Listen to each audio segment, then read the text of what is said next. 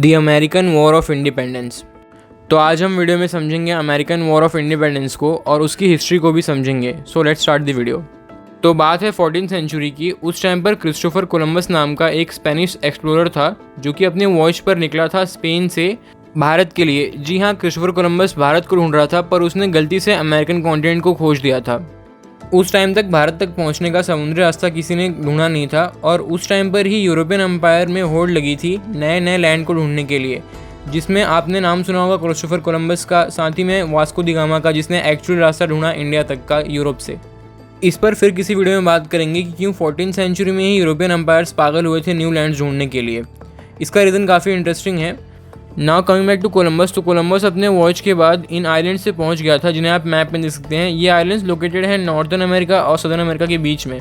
उसने इन आइलैंड्स को नाम दिया वेस्ट इंडीज़, जिसका कोई सेंस नहीं बनता। शायद वेस्ट इसलिए था क्योंकि ये स्पेन के वेस्ट में पड़ता है और वो इंडिया समझ रहा था इन आइलैंड्स को, इसलिए उसको वेस्ट इंडीज़ बोलने लगा। और यहाँ के जो मूल निवासी थे, यानी कि जो नेटिव पॉपुलेशन थी, इनको नाम दिया रेड इंडियंस, जिसका फिर से कोई सेंस नहीं बनता, ऐसे कि वो लाल तो होंगे नहीं और इंडियन तो थे ही नहीं। खैर, तो ऐसे मॉडर्न वर्ल्ड को मिला अमेरिकन कॉन्टिनेंट 1492 में। पर ये सच नहीं है। 1492 से 500 साल पहले, यानी कि लगभग 10th सेंचुरी में, नॉर्डिक एक्सप्लोरर्स, जिन्हें आप वाइकिंग्स भी कह सकते हैं, इन्होंने अमेरिकन कॉन्टिनेंट को ढूंढ लिया था। और आज के मॉडर्न टाइम में जो कनाडा में न्यू फाउंडलैंड है, यहाँ पे उन्होंने अपनी पहली शिप से आए थे और वो थे असली फाउंडर अमेरिकन कॉन्टिनेंट के। पर जैसा कहा जाता है कि history is written by victors, तो इसीलिए स्पेन के कोलंबस को ही माना जाता है मॉडर्न डे में कि उसने ही अमेरिकन कॉन्टिनेंट को ढूंढा था। अब कोलंबस ने अमेरिकन कॉन्टिनेंट को ढूंढ लिया था तो बाकी यूरोपियन नेशंस को भी ये बात मालूम पड़ गया और वो सब चल दिए कॉलोनाइज करने अमेरिकन कॉन्टिनेंट को। मैप में आप देख सकते हैं कि इतने सारे एरियाज़ पे कब्जा किया गया था बाय यूरोपियन कंट्रीज़।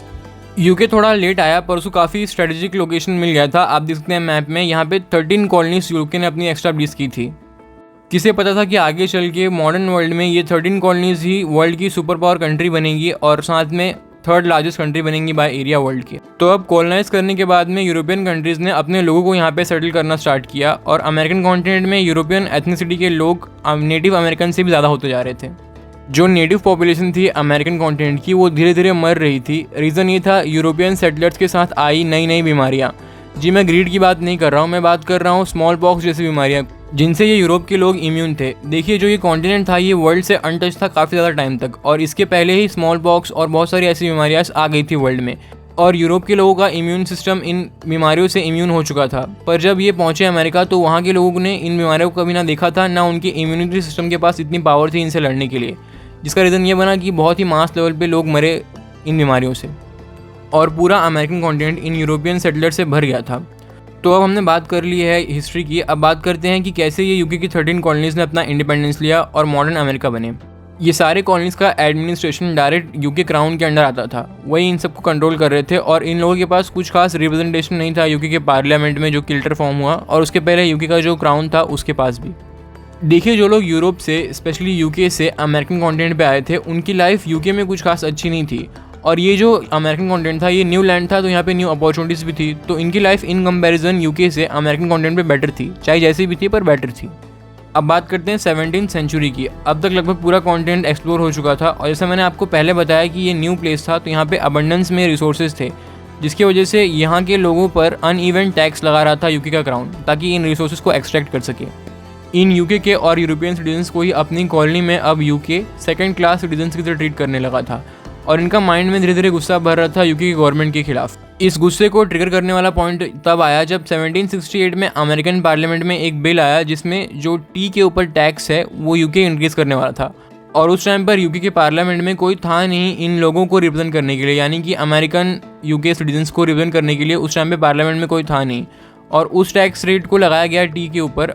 एक जर्नल कमोडिटी था जिसे मास लेवल पर लोग कंज्यूम करते थे, तो इनका इफेक्ट सबके ऊपर पड़ा।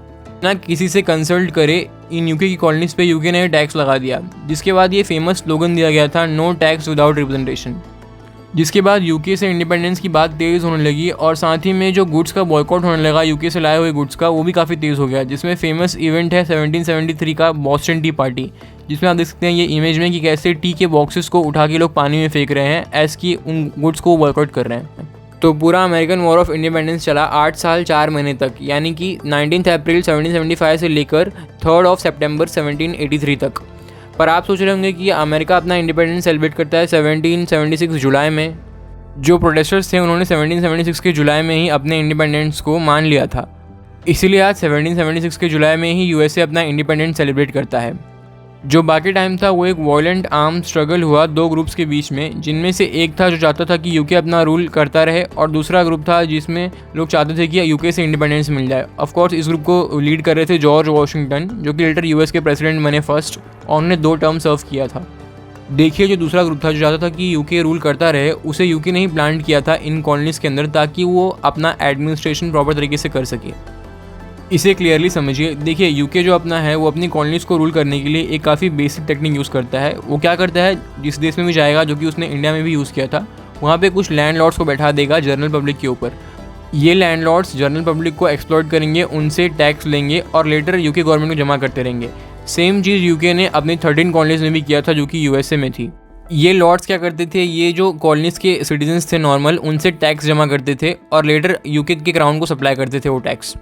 भारत और इन 13 कॉलोनीज़ में फ़र्क ये था कि यहाँ पे जिन लोग को एक्सप्लॉइट किया जा रहा था वो कहीं ना कहीं यूके और यूरोपियन डिसेंट के लोग ही थे और एक्सप्लॉइट करने वाले भी यूके के लोग ही थे। 1783 में ये वॉर ख़त्म हुआ और इसमें जो लॉर्ड्स थे इनकी डिफीट हुई। फ्रांस ने भी इसमें उन प्रोटेस्टर्स का ही सपोर्ट किया था।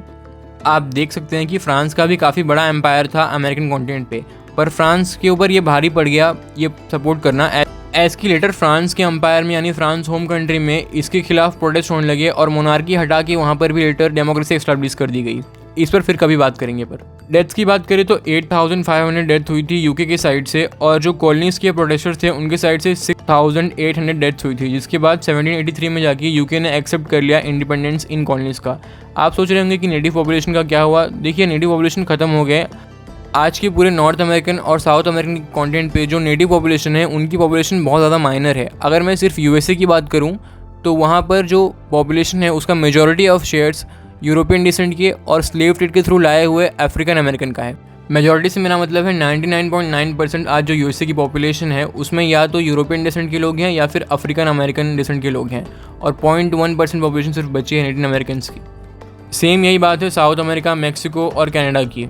तो ये था हमारा analysis American war of independence के ऊपर। अब इसका सेकंड पार्ट आएगा इस वीडियो का नेक्स्ट वीक सेम डे पे, जिसमें हम बात करेंगे कि कैसे अमेरिका का एक्सपांशन इन 13 कॉलोनीज से बढ़कर वर्ल्ड की 3rd लार्जेस्ट कंट्री बना, जिसमें हम मैक्सिकन वॉर के बारे में भी बात करेंगे। So stay connect. तो पसंद आया तो इसे लाइक करें, साथ ही में अपने थॉट्स को कमेंट करें इस वीडियो के बारे में और इस टॉपिक के बारे में भी, और इस वीडियो को शेयर करें, साथ ही में चैनल को सब्सक्राइब करें। Stay connected for weekly history related videos.